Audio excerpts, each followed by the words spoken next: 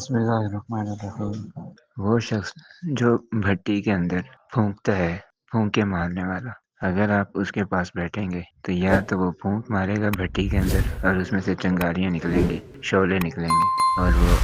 آپ کے اوپر بھی گر سکتے ہیں۔ تو اس سے یا تو وہ آپ کو یا آپ کے کپڑوں کو جلا ڈالے گا، یا یہ ہے کہ وہ جب بھٹی میں پھونک مارے گا تو اس سے جو گرمائش اور جو دھواں اٹھے گا اس سے آپ کو سانس لینے میں اور دیکھنے میں دشواری ہوگی، آپ کی آنکھوں میں اور آپ کے سانس میں وہ دھواں جائے گا، آپ کو تکلیف ہوگی۔ اور تیسری بات ہے کہ پھر بھی اگر آپ کو ایسا کچھ بھی نہ ہو تو بھٹی والے کے پاس بیٹھنے سے کم از کم آپ کی طبیعت کے اوپر نہ گرانی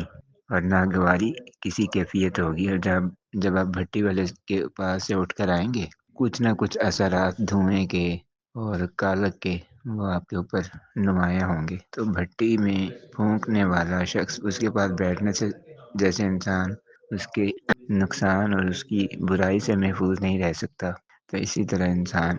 اگر بری مجلس اختیار کرے گا، برے دوستوں کی کمپنی اختیار کرے گا، برے دوستوں کے ساتھ اٹھے بیٹھے گا، وقت گزارے گا، تو کچھ نہ کچھ برے دوستوں کی عادات اور خصلتیں اور اخلاقیات اس کے اندر غیر شعوری طور پر منتقل ہوں گے۔ ہمیشہ متقین اور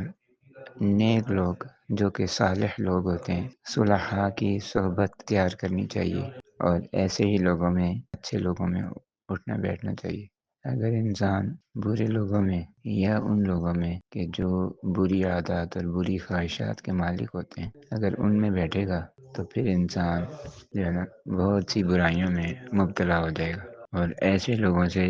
دور رہنا ہی بہتر ہے۔ ان کی مجالس سے، ان کی صحبت سے کنارہ کشی اختیار کرنا ہی انسان کی، یوں سمجھنے کہ انسان کے لیے فائدہ مند ہے۔ ایک حدیث مبارکہ ہے جس میں اللہ کے پیارے نبی علیہ الصلوۃ والسلام بری صحبت کی مثال دیتے ہیں، یعنی برے دوستوں کے ساتھ اٹھنے بیٹھنے کے متعلق ارشاد فرماتے ہیں: مثل الجلیس الصالح و جلیس السوء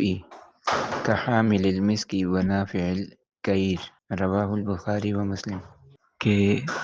نیک آدمی کے ساتھ بیٹھنا یا نیک آدمی کی صحبت اختیار کرنا، اس کی مثال ایسے ہے جیسا کہ عطر فروش، خوشبو بیچنے والا، کہ اگر خوشبو بیچنے والے کے ساتھ رہیں گے تو یا تو وہ خوشبو آپ کو گفٹ کر دے گا، تب بھی آپ کو فائدہ ہے، یا آپ اس سے خوشبو خرید لیں گے اور خود استعمال کریں گے، تب بھی لوگوں کو آپ سے خوشبو آئے گی۔ تیسری بات یہ کہ اگر آپ نے اس سے خوشبو نہ خریدی اور اس نے آپ کو خوشبو گفٹ بھی نہ کی، پھر بھی آپ جب خوشبو والے کے ساتھ بیٹھ کے واپس آئیں گے تو آپ سے خوشبو آ رہی ہوگی۔